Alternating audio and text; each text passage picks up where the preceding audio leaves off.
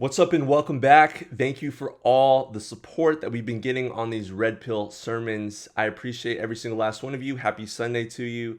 This is going to be another super enlightening video. That's probably going to trigger some women that are watching this, but I would argue to say if you're a good woman, this video would be an eye-opener and you would completely agree with what I'm saying, as well as the comments that you'll see in the comment section below, because we have such an active community.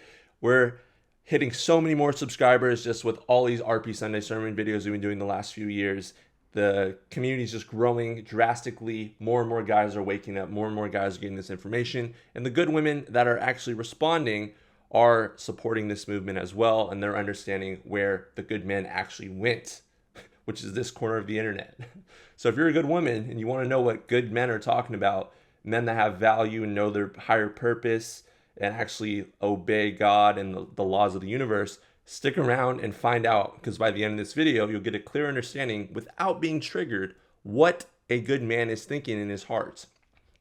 So no further ado, let's dive into this Red Pill Sunday sermon. So before we dive into the scriptures, I think it's appropriate that I lay down a George Orwell quote that speaks massive truth to the time that we're living in. He says, "In a time of deceit, telling the truth is a revolutionary act." And indeed it is.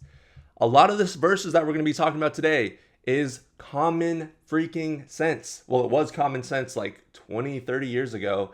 And since then, the Overton window of truth has been moved slightly down the chain till now that we're arguing about genders and what's a man and what's a woman, and if a man with breasts is actually still a man or if that's a woman. We've moved the window of common sense down. So basically what was once common sense and wasn't seen as a revolutionary act, like the gender thing I just talked about in the verses we're going to read, that basic common sense information, because we live in a PC, Nerf, soft, Skittle society, is now going to be viewed as a revolutionary act, because we've moved that window of what is common sense so far out into La La Land, okay?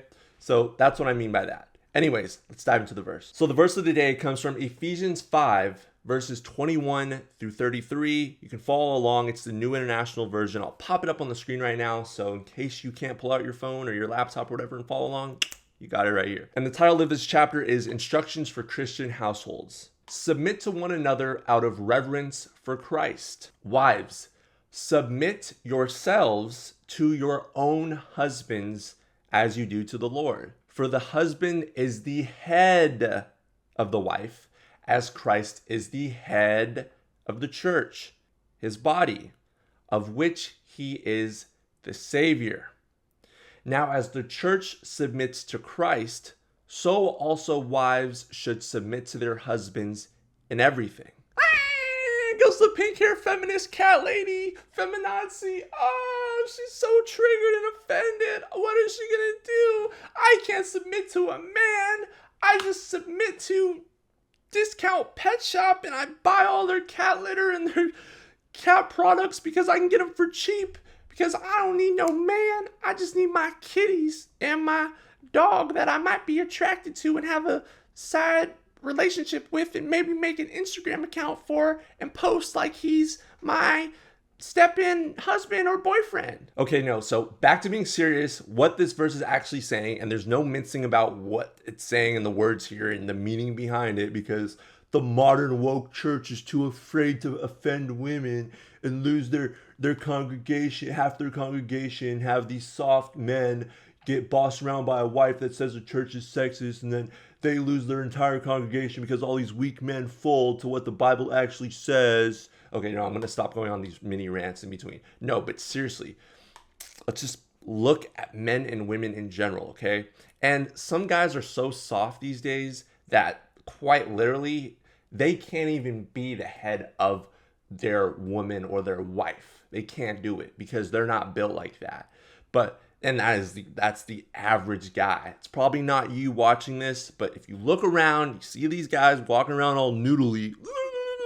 I'm a stepbrother. I'll do anything for my wife. I love my wife. She's the happy wife, happy life. You're not getting any submission acting like a fool like that. So then yeah, your wife, if you try to get her to submit to you under that context, and you behave like a little simp beta male mangina, she's not going to submit to you. Just forget it, right?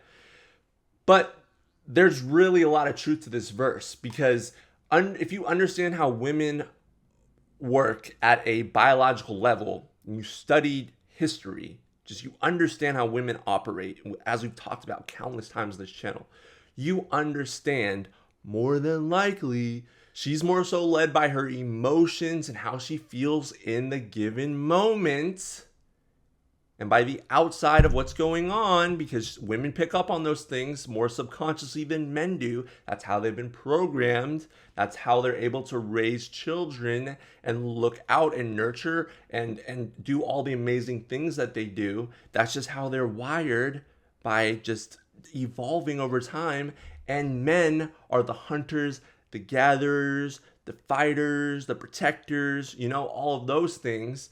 And therefore, yes, that this logically it makes sense that the man who's more rational, usually more rational than the woman, would lead the less rational, more emotions-based woman, who is more so like a stream of gushing water all over the place, and the man is the still, calm lake, or that's at least how he should be. He's the still water next to this rushing gush of water that doesn't know exactly the direction it's going to take and needs proper guidance from a good man. And a good man submits to Christ. You could substitute Christ out for good spiritedness, or what Christ himself and the story of Christ in the Gospels you can read about stood for, which is loving oneself and doing the highest good, whether you feel like it or not,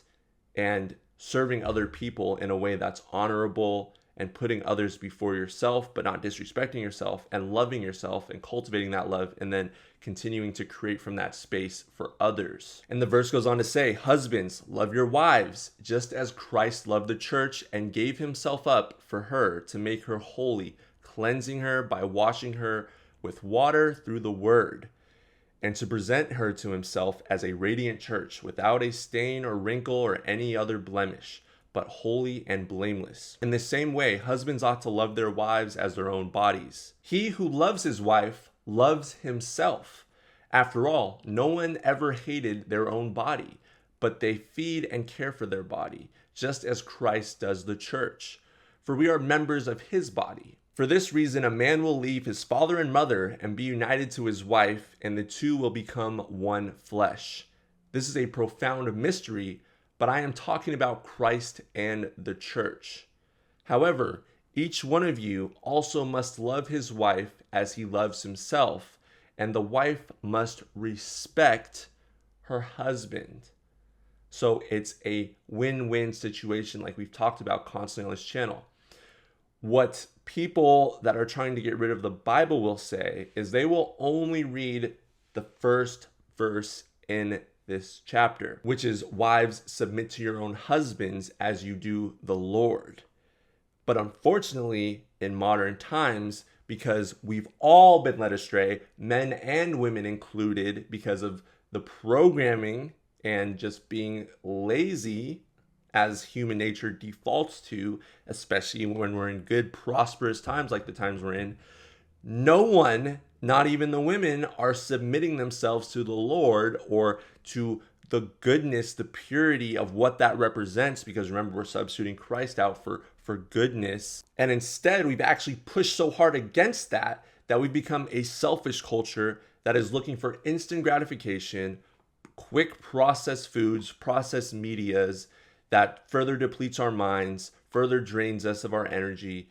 And what we're seeing now is rampant degeneracy, mental illness on the rise, because we don't know what's up from down, because we've ripped out the rule book of how we're supposed to live a good life, because we wanted more freedom, right? We wanted more freedom, but really it's all a big game. And what we're starting to realize is this isn't sustainable for cultivating a healthy future moving forward with men and women and healthy children for the future. Because Women don't respect their husbands. The average Joe Schmo guy is a simp and beta and is totally unmotivated, undisciplined, and couldn't even lead a dog down the street without the dog pulling him because he's so just noodly and soft. He has no backbone. He'll let anything go down. And there's nothing to respect there. No woman's gonna respect him. No girl's gonna respect him, which makes the modern woman seek other men, and then she gets in that cycle of just sleeping around because she feels like, okay, well, I need a guy. I need to hurry up. I'm turning 30 soon, so I'm just gonna sleep with a bunch of guys, and then that's further degrades her, further makes her worthless in the dating market cycle. Unfortunately, that's just the truth.